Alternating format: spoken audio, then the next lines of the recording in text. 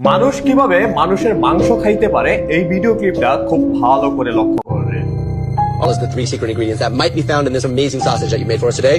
The three secret ingredients that might be found in the sausage are fish liver, human flesh, or shark. Right?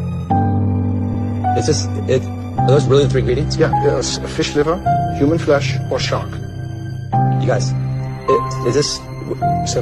এই ভিডিওতে একজন শেফকে জিজ্ঞেস করা হচ্ছে যে এই সসেসটা তৈরি করার তার সিক্রেট রেসিপিটা কি। সে তিনটা উপাদানের নাম বলছে। একটা হচ্ছে ফিশ লিভার, মানে হচ্ছে মাছের কলিজা, আরেকটা হচ্ছে শার্ক, যে মাছ সাধারণত খাওয়া নিষেধ, আরেকটা হচ্ছে হিউম্যান ফ্লাশ। হিউম্যান ফ্লাশ মানে হচ্ছে মানুষের মাংস। এতদিন পর্যন্ত আমরা জেনে আসতাম যে এক্সট্রিম আইল্যান্ডে সাধারণত এই ধরনের কার্যক্রমগুলো করা হয়, এন্ড জেফ্রি এপস্টাইনের ফাইলে আমরা এই ডিটেইলস ইনফরমেশনগুলো পাইছি এবং দেখতে পারছি যে মানুষ কিভাবে মানুষের মাংস খায়, তাদের রক্ত খায়, এবং হচ্ছে তাদেরকে হচ্ছে ছোট ছোট বাচ্চাদের কিভাবে হচ্ছে উৎসর্গ করে বাল দেবতার কাছে।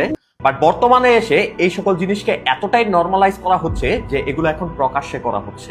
আরেকটা ইনফরমেশন দিয়ে রাখি যে প্রতি বছর পুরো পৃথিবী জুড়ে আপনার ম্যাক্সিমাম হচ্ছে ইন্ডিয়া থেকে শুরু করে আফ্রিকার কিছু গরিব দেশগুলা, ওই দেশগুলা থেকে প্রতি বছর প্রায় 80 লক্ষ থেকে 1 কোটি হিউম্যান ট্রাফিকিং হয়। দ্যাটস মিন মানব পাচার।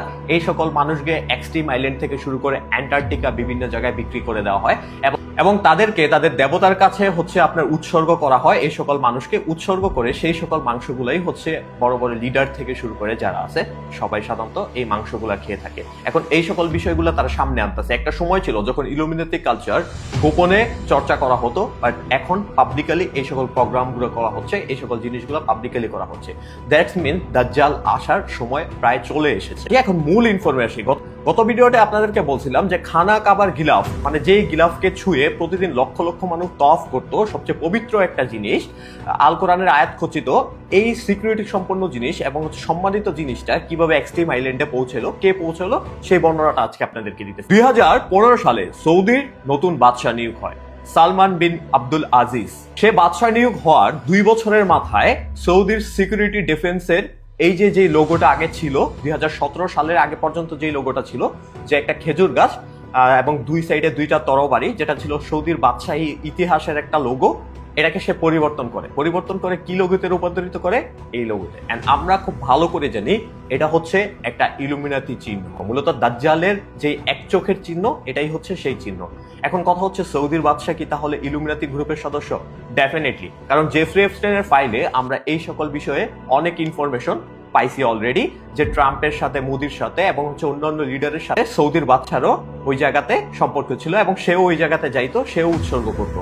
এন্ড ইলুমিনাতি গ্রুপের সদস্য হতে গেলে আপনাকে একটা জিনিস করতে হয়, সেটা হচ্ছে আপনাদের যে পবিত্র ধর্মগ্রন্থ আছে, সেটা কোরআন হোক, বাইবেল হোক, বেদ অথবা গীতা হোক, যেটাই হোক না কেন, সেটার সাথে আপনার অপকর্ম করতে হয়, তাকে পা দিয়ে পাড়াইতে হয়, সেটার উপর আপনার প্রস্তাব করতে হয়, এন্ড সেটাকে আগুন দিয়ে জ্বালাই দিতে হয়। মূলত গত ভিডিওতে আপনাদেরকে এটাও বলছিলাম যে খানা কাবার গিলাফ, যেটাতে 10 বিলিয়ন মানুষের হাতের স্পর্শ রয়েছে, স্পিরিচুয়াল জিনিস, তার মানে ব্ল্যাক ম্যাজিক করতে গেলে এই সকল জিনিসের খুব বেশি দরকার হয়। এখন আসি মুদ্রা কথায়। দেখেন, আপনাদেরকে বলছিলাম যে এক্সট্রিম আইল্যান্ড মূলত ছোট্ট একটা অংশ গ্রেট অ্যাওয়াকিং ম্যাপ। গত ডেটে আমি আপনাদেরকে আলোচনা করছিলাম যে দ্য গ্রেট সোলার ফ্লাশার নিয়ে। আজকে আলোচনা করব নাসা কভার আপ। আমরা খুব ভালো করে জানি যে 1969 সালে নীল আর্মস্ট্রং প্রথম চাঁদে পা রাখে এবং সে প্রথম নভোচারী যে কিনা চাঁদে প্রথম হাঁটে। এখন চিন্তা করেন, 1969 সালে অ্যাপোলো 11 করে নীল আর্মস্ট্রং প্রথম চাঁদে যায়। এরপর 1972 সালে অ্যাপোলো 17 করে আরেকজন চাঁদে যায়। এখন 1972 সালেই ছিল সর্বশেষ সাল, আর গত 54 বছরের ভিতরে চাঁদে আজ পর্যন্ত কেউ যায় নাই। মানে প্রযুক্তি এত ডেভেলপ, এত উন্নত হওয়ার পরেও আজ পর্যন্ত চাঁদে কেউ যায় না। এখন নাসা কভার আপের থিওরিতে একটা খুব ভালো জিনিস আপনাদেরকে ক্লিয়ার ইনফরমেশন দেয় যে নাসা 1969 সালে এবং 1972 সালে তারা চাঁদে যায়ই নাই। এটা পুরো একটা ফিল্মে, অনেকে হয়তো এই জিনিসটাকে কনস্পিরেসি মনে করতে পারে বা হচ্ছে গুজব মনে করতে, বিশ্বাস করে না, বাট আজকে আপনাদেরকে কিছু প্রুফ দিব। প্রথমত এই যে এই ভিডিও ক্লিপটা দেখেন, এই ভিডিও ক্লিপে আপনারা দেখতে পারতেছেন চাঁদের মধ্যে আমরা খুব ভালো করে জানি সাধারণত কোনো বায়ু নাই, তারপরে পতাকাটা হচ্ছে উঠতেছে। নীল আর্মস্ট্রং যে স্পেস স্যুট পরে চাঁদে যায়, সেই স্পেস স্যুটের পায়ের দিকে লক্ষ্য করেন এবং আপনার চাঁদের মধ্যে পায়ের ফুটপ্রিন্টটা লক্ষ্য করেন। দুইটা ব্যতিক্রম না। শুধু তাই নয়, আপনাদেরকে মজার একটা ইনফরমেশন দেই, সেটা হচ্ছে কিছুদিন আগে যে এই নাসার পুরা কার্যক্রম যে রেকর্ড করছে যে ডিরেক্টর, সে হচ্ছে রিগ্রেট করতেছে, তার লাইফে দুইটা ভুল করছে। একটা হচ্ছে সে তার সোলকে বিক্রি করে দিছে হচ্ছে ইলুমিনাতির কাছে, মানে হচ্ছে শয়তানের কাছে, এবং 2 নাম্বার ভুল ছিল এই নাসা কভার আপ কে সে রেকর্ড করছে, মানে ফিল্ম করছে জিনিসটা। The moon landing hoax? That's right. That the moon landing was fake. The moon landings all were fake, and I was the person who. 3 number information দেই, নীল আর্মস্ট্রংকে একজন হচ্ছে Bible নিয়ে জিজ্ঞেস করে যে আপনি বাইবেল স্পর্শ করে বলেন যে আপনি সত্যি চাঁদে পা রাখছেন কিনা। $5,000 পর্যন্ত তাকে দেওয়ার ওয়াদা দেয়, বাট সে এটা স্বীকার করে না। Will you put your left hand on the Bible and swear to God that you walked on the moon? Gentlemen, Mr. Seibel, Yes? If you really walked on the moon, why would you not do that? So why don't you just put the into the record in the argument and put your hand on the Bible, swear to God you walked on the moon? Mr. Seibel, knowing you, that's probably a fake Bible. Really?